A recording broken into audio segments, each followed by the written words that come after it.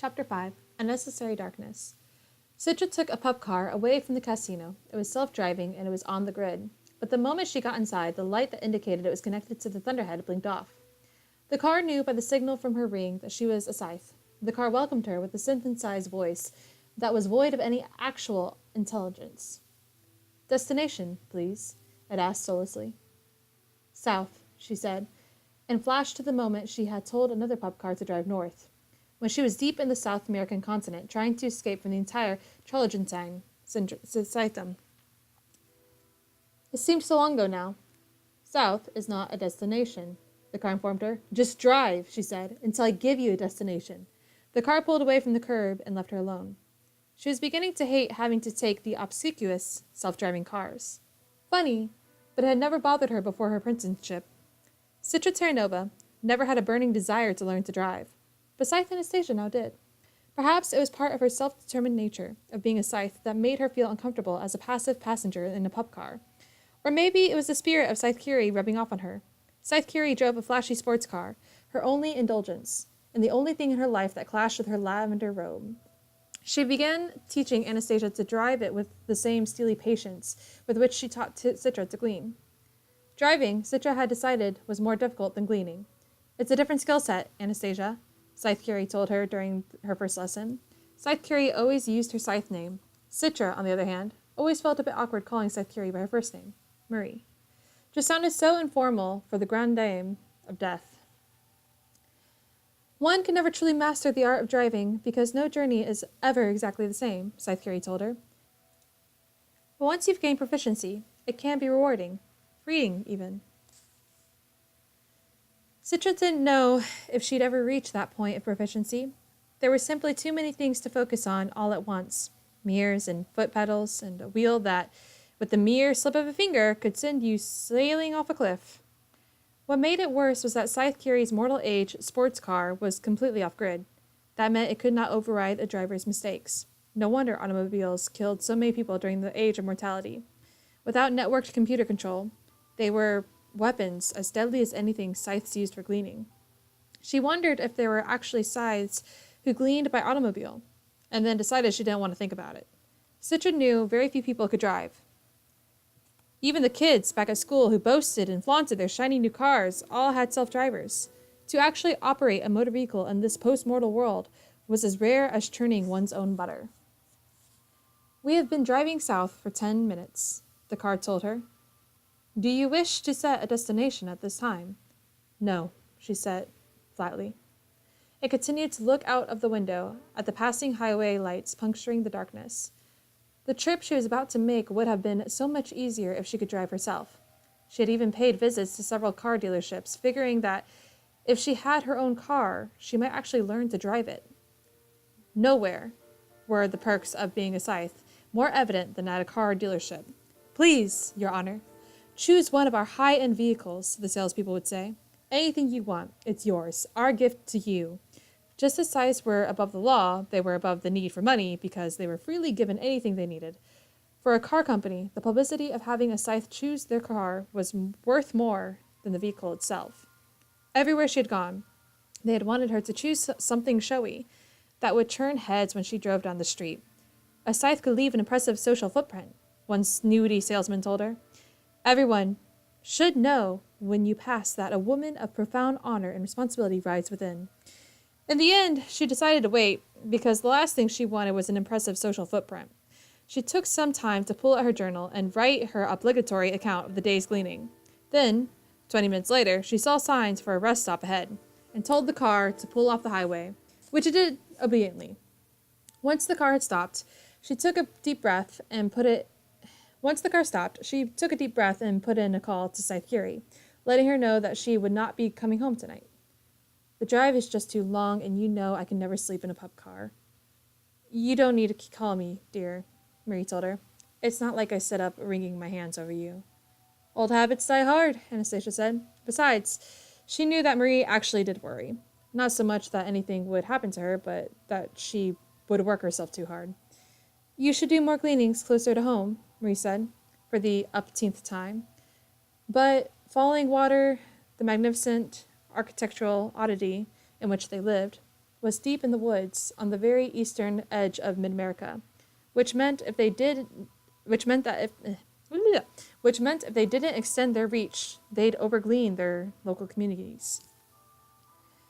What you really mean is that I should do more traveling with you instead of on my own. Marie laughed. You're right about that. I promise next week we'll do more gleanings together. And Anastasia meant it. She had come to enjoy her time with Scythe Curie, both downtime and gleaning. As a junior scythe, Anastasia could have worked under any scythe who would have her. I can't read today, I'm sorry, honey. And many had offered, but there were a rapport she had with Scythe Curie that made her job of gleaning a little more bearable. Stay someplace warm tonight, dear, Marie told her. You don't want to go overtaxing your health nanites. Citra waited a whole minute after hanging up before she got out of the car, as if Marie might know she was up to something, even after she ended the call. Will you be returning to continue your voyage south? The car asked. Yes, she told it. Wait for me. Will you have a destination, then? I will. The rest stop was mostly deserted at this time of night. A skeleton crew staffed the 24-hour food concessions and recharging stations. The restroom areas were well lit and clean. She moved quickly toward it. The night was chilly, but her robe had heating cells that kept her warm without needing a heavy coat. No one was watching her, at least no human eyes. She couldn't help but be aware, however, of the Thunderhead's cameras swiveling on light post, tracking her all the way from her car to the restroom. It might not have been in the car with her, but it knew where she was. It may be even what she intended to do. In a bathroom stall, she changed out of her turquoise robe, matching under tunic and leggings, all custom made for her, and put on ordinary street clothes that she had hidden in her robe.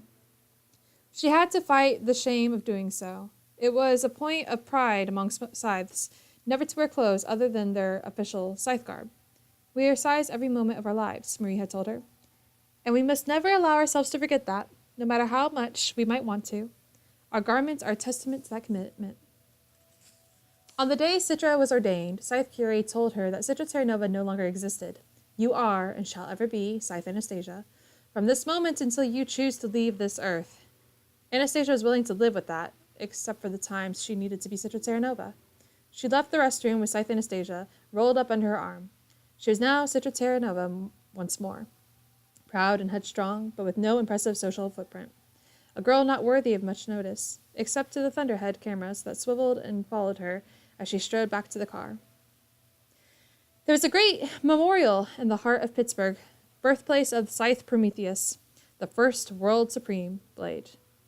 Spread out across a 5-arc park were the intentionally broken pieces of a massive obsidian obelisk. Around those dark stone pieces were slightly larger than life statues of the founding scythes in white marble that clashed with the black stone of the fallen obelisk.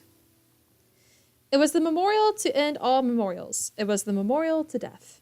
Tourists and schoolchildren from all over the world would visit the Mortality Memorial, where death lay shattered before the scythes, and would marvel at the very concept that people used to die by natural means. Old age, diseases, catastrophe. Over the years, the city had come to embrace its nature as a tourist attraction to commemorate the death of death. And so in Pittsburgh, every day was Halloween. There were costume parties and witching hour clubs everywhere. After dark, every tower was a tower of terror. Every mansion was a haunted one. Close to midnight, Citra made her way through Mortality Memorial Park, cursing herself for not having the foresight to pack a jacket. By mid-November, Pittsburgh was freezing at this time of night, and the wind just made it worse. She knew she could put her scythe robe on for warmth, but that would defeat the whole purpose of dressing down tonight. Her nanites were struggling to raise her body temperature, warming her from the inside out. It kept her from shivering, but didn't take away the cold. She felt vulnerable with her robe, naked in a fundamental way. When she first began wearing it, it felt awkward and strange. She would constantly trip over its low, dragging hem, but in the 10 months since being ordained, she had grown accustomed to it, to the point of feeling strange being out in public without it. There were other people in the park. Most were just moving through, laughing, hopping between parties and clubs. Hopping between parties and clubs. My bad, love. Hopping between parties and clubs. Everyone was in a costume. There were ghouls and clowns, ballerinas and beasts. The only costumes that were forbidden were outfits with robes. No common citizen was allowed to even resemble a scythe. The costumed cliques eyed her as she passed. Did they recognize her? No. They were noticing her because she was the only one not wearing a costume. She was conspicuous, and her lack of conspicuousness. She hadn't chosen the spot. It had been on the note she had received. Meet me at midnight, at Mortality Memorial. She had laughed at the alliteration until she realized who it had come from. There was no signature, just the letter L. The note gave the date of November 10th. Fortunately, her gleaning that night was close enough to Pittsburgh to make it possible. Pittsburgh was the perfect place for a clandestine meeting. It was a city undeserved by the Scythedom. Scythes simply did not like gleaning there. The place was too macabre for them. What with people running around in shredded, bloody costumes, with plastic knives, celebrating all things gruesome. For Scythes who took death seriously, it was all in very poor taste. Even though it was the closest big city to Falling Water, Scythe Curie never gleaned there. To glean in Pittsburgh is almost a redundancy, she told Citra. With that in mind, the chances of being seen by another Scythe were slim. The only Scythes who graced Mortality Memorial Park were the marble founders overseeing the broken black obelisk. At precisely midnight, a figure stepped out from behind a large piece of the memorial. At first, she thought it was just another partier, but like her, he wasn't in costume. He was silhouetted by one of the spotlights illuminating the memorial, but she recognized him right away from the way he walked. I thought you'd be in your robe, Rowan said. I'm glad you're not in yours, she responded. As he moved closer, the light caught his face. He looked pale, almost ghostly, as if he hadn't seen the sun for months. You look good, he said. She nodded and did not reciprocate the sentiment, because he didn't. His eyes had a careworn coolness to them, as if he had seen more than he should, and he stopped caring in order to save what was left of his soul. But then he smiled, and it was warm, genuine. There you are, Rowan, she said to herself. You were hiding, but I found you. She led him out of the light, and they lingered in a shadowy corner of the memorial where no one could see them, except for the Thunderhead's infrared cameras. But none were visible at the moment.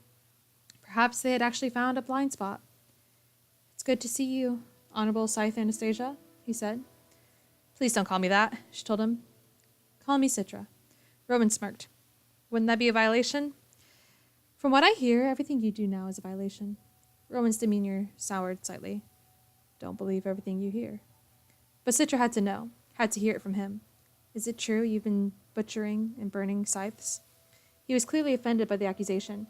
I'm ending the lives of scythes who don't deserve to be scythes, he told her, and I don't butcher them. I end their lives quickly and mercifully, just as you do. And I only burn their bodies after they're dead, so they can't be revived. And Scythe Faraday lets you do this. Rowan looked away. I haven't seen Faraday for months. He explained that after escaping from Winter Conclave last January, Faraday, who most everyone else thought to be dead, had taken him down to his beach house on the north shore of Amazonia. But Rowan had only stayed for a few weeks. I had to leave, he told Citra. I felt a calling. I can't explain it.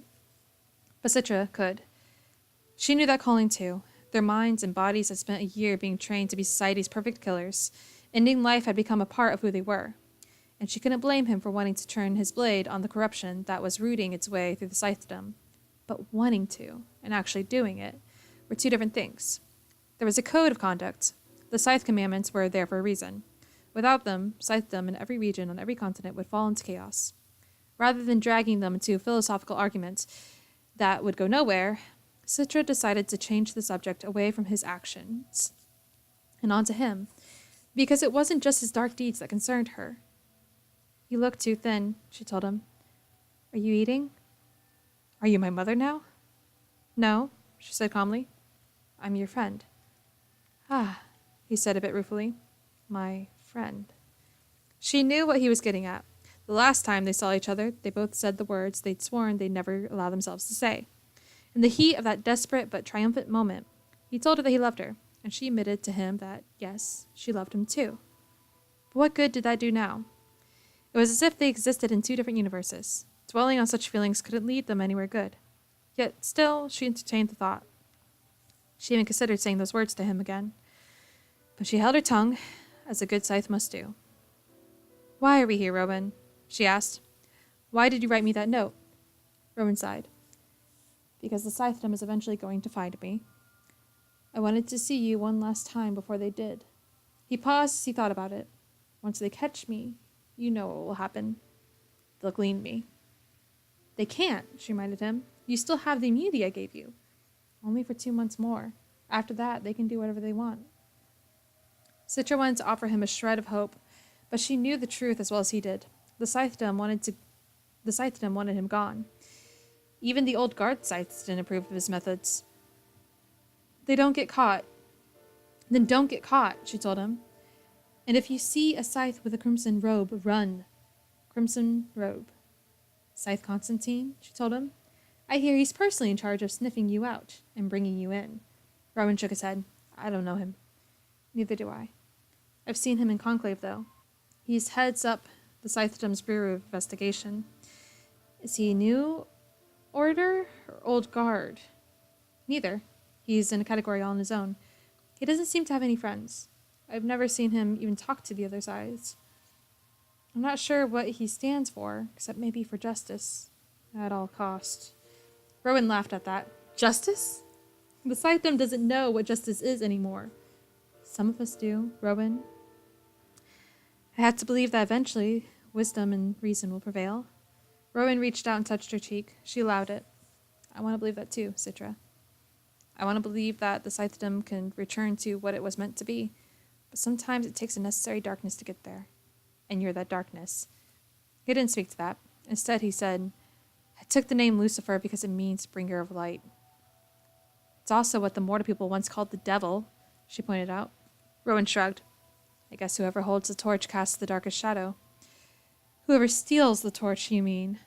Well, said Rowan, it seems I can steal whatever I want. She hadn't been expecting him to say that. And he had said it so casually it threw her for a loop. What are you talking about? The Thunderhead, he told her. It lets me get away with everything. And just like you, it hasn't spoken to me or answered me since the day we started our apprenticeship. It treats me like a scythe. That gave Citra a pause for thought. It made her think of something she had never told Rowan. In fact, she had never told anyone. The Thunderhead lived by its own laws and never broke them, but sometimes it found ways around them. The Thunderhead might not speak to you, but it spoke to me, she confessed. He turned to her, shifting to try to see her eyes in the shadows, probably wondering if she was joking. When he realized she wasn't, he said, That's impossible. I thought so too, but I had to splat when the High Blade was accusing me of killing Scythe Faraday, remember? And while I was deadish, the Thunderhead managed to get into my head and activate my thought processes. Technically, I wasn't a Scythe's apprentice when I was dead. So, the Thunderhead was able to speak to me right before my heart started beating again. Citra had to admit it was an elegant circumnavigation of the rules. It was, for Citra, a moment of great awe. What did it say? Rowan asked. It said that I was important. Important? How? Citra shook her head in frustration. That's the thing, it wouldn't say. It felt that telling me any more would be a violation. Then she moved closer to him. She spoke more quietly, but even so, there was a greater intensity to her words, a greater gravity. But I think if you had been the one who had splatted from that building, if you were the one who had gone deadish, the Thunderhead would have spoken to you too. She grabbed his arm. It was the closest she would allow herself to embracing him. I think you're important too, Rowan. In fact, I'm sure of it. So whatever you do, don't let them catch you. You may laugh when I tell you this, but I resent my own perfection. Humans learn from their mistakes. I cannot. I make no mistakes. When it comes to making decisions, I deal only in various shades of correct.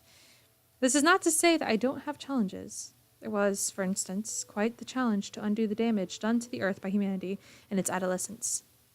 Restoring the failing ozone layer, purging the abundance of greenhouse gases, depolluting the seas, coaxing back the rainforest, and rescuing a multitude of species from the edge of extinction.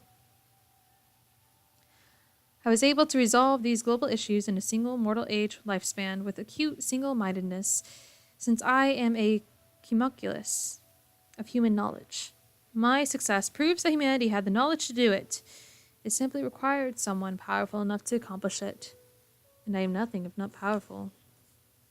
Aiden, cough, cough, the Thunderhead.